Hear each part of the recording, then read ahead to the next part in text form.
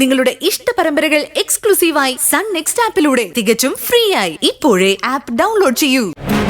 അതിന് ചില വിദ്യകളൊക്കെ ഉണ്ട്. താൻ പറഞ്ഞു, ഞാൻ എന്ത് വേണമെങ്കിലും ചെയ്യും.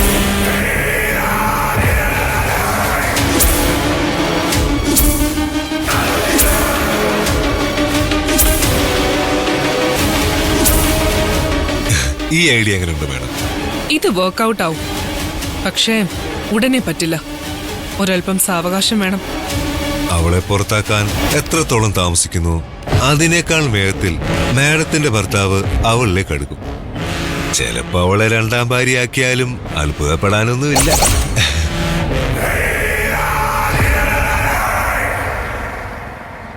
ശരത്ത് പറഞ്ഞ വിദ്യ തന്നെ ഞാൻ പ്രയോഗിക്കും. അവളെ ഞാൻ അക്ഷരം വീട്ടിൽ നിന്ന് അടിച്ചിറക്കി വിടും.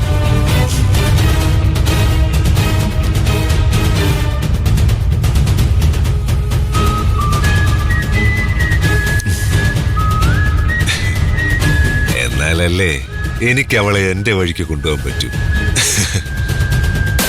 യെസ്.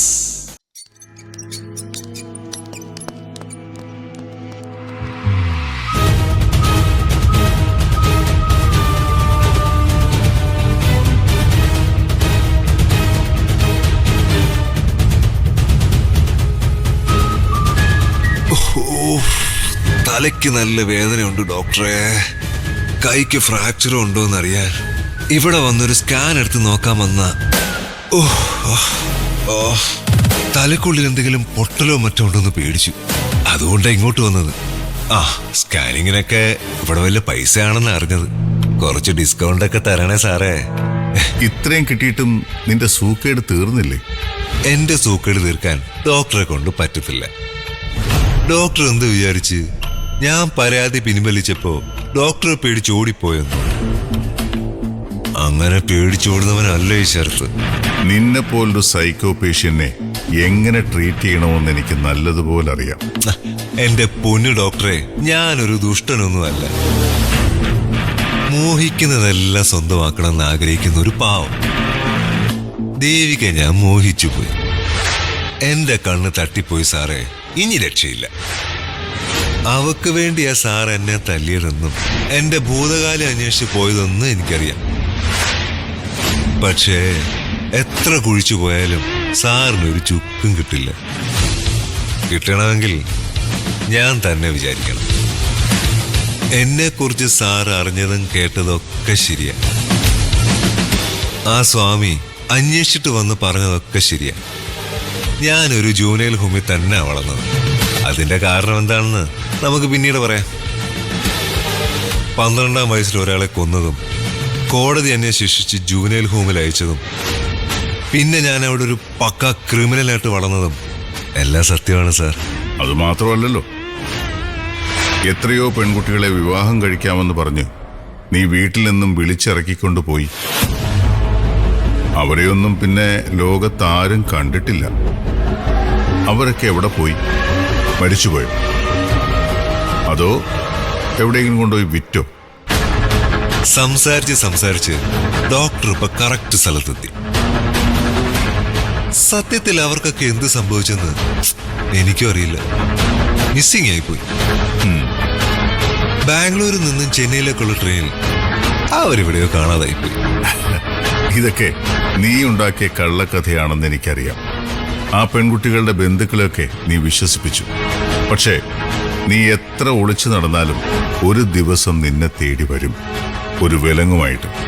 അന്ന് നിനക്കെതിരെയുള്ള എല്ലാ തെളിവുകളുമായിട്ട് ഒരാൾ അവതരിക്കും. ആരാ സാറേ നരസിംഹം? ഒന്നറിഞ്ഞാലേ ആ വരവിന് വേണ്ടി ഒന്ന് കാത്തിരിക്കായിരുന്നു. അത് കാലം നിനക്ക് കാണിച്ചു തരും. അന്ന് നീ പേടിച്ച് വിറയ്ക്കും. സാറേ, വലിയ ഡയലോഗൊന്നും വേണ്ട. സാറ് എനിക്കിട്ടൊന്ന് പണിഞ്ഞു, അതും അവളുടെ വാക്ക് കേട്ടിട്ട്.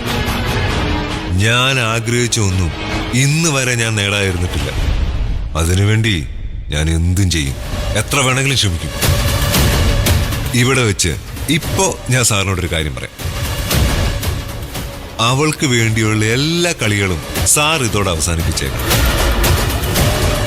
എനിക്കെതിരെ കളിക്കാൻ സാർ ഇറങ്ങരുത്. തെക്ക് വരണ്ട വഴിയിലൂടെ ജീവിച്ചവനാ ഞാൻ. എന്നോട് മത്സരിക്കുന്നവരില്ലാതാക്കാൻ ഞാൻ ഏതറ്റം വരെയും ഏത് പാതാളത്തിലേക്കും താഴും. ദേവികയും നിങ്ങളും തമ്മിൽ അരുതാത്ത ഒരു ബന്ധവുമില്ലെന്ന് എനിക്കറിയാം.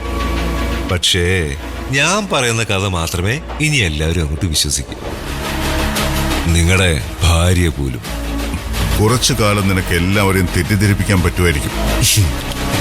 പക്ഷേ സത്യം എല്ലാവർക്കും മനസ്സിലാകുന്ന ഒരു ദിവസം വരും.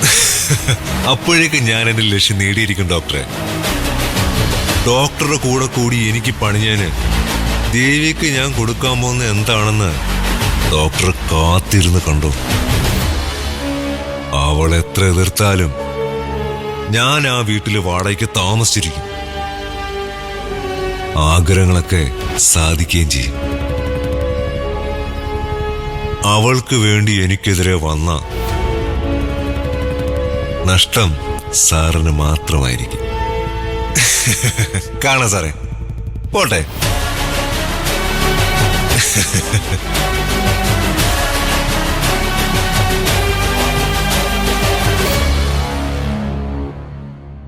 അങ്ങനെ അങ്ങ് പോയാലോ?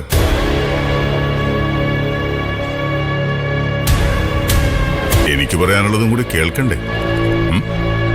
നീ ഒരു ഭീരുവ.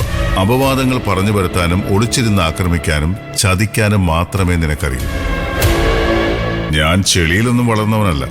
സാധാരണ കുടുംബത്തിൽ നിന്ന് വന്നവനാ. ദേവികയെ സഹായിക്കുന്നതിന് എനിക്ക് എന്റേതായ കാരണങ്ങളുണ്ട്. ദേവിക ഒരു പാവ. പാവങ്ങളെ ഇല്ലാതാക്കാൻ എവിടെയൊക്കെ രാക്ഷസന്മാർ ജനിച്ചിട്ടുണ്ടോ അവിടെയെല്ലാം ഒരു രാമനും ജനിച്ചിട്ടുണ്ട്. ദേവികയുടെ കാര്യത്തിൽ ഞാൻ ഇനിയും ഇടപെടും. ഒരു ദിവസം എല്ലാവരും സത്യമറിയും. അതോടെ എല്ലാ കളികളും തീരും. ഇപ്പോഴും ഞാൻ നിനക്കൊരു വാണിംഗ് തരികയാണ്. ഇനിയെങ്കിലും ദേവികയെ ഉപദ്രവിക്കാൻ ശ്രമിക്കരുത്. അത് ഞാൻ ക്ഷമിക്കില്ല. എന്തിനാ ക്ഷമിക്കുന്നത്?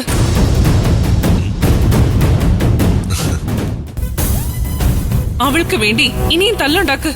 എന്നിട്ട് കേസിൽ പ്രതിയായി ജയിലിൽ പോ. കാമുകിക്ക് വേണ്ടി ജയിലിൽ പോയ ധീരനെന്ന് നാട്ടുകാര് വാഴ്ത്തു. ഇത് ഹോസ്പിറ്റലാണ്, അനാവശ്യം പറയരുത്. ഹോസ്പിറ്റലായ നിങ്ങൾക്ക് എന്താ കുഴപ്പം? നാണോ അഭിമാനോ ഇല്ലാത്തവർക്ക് എവിടെയായാലും എന്താ? എങ്കിൽ പിന്നെ നിന്റെ അഭിമാനത്തിൽ കുറച്ചെടുത്ത് ഞാനിവിടെ വിളമ്പട്ടെ.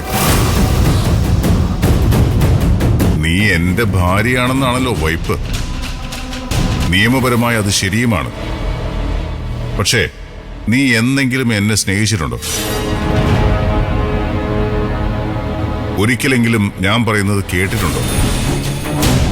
ഭാര്യ എന്ന നിലയിൽ നീ എന്നോട് എങ്ങനെയാണ് പെരുമാറിക്കൊണ്ടിരിക്കുന്നതെന്ന് ഞാൻ ഇവിടെ ഉള്ളവരോടെല്ലാം തുറന്നു പറഞ്ഞാൽ നീ എന്തു ചെയ്യും? നമുക്കിടയിലെ രഹസ്യങ്ങൾ പുറത്തറിയുന്നതിൽ എനിക്കൊരു നാണക്കേടുമില്ല.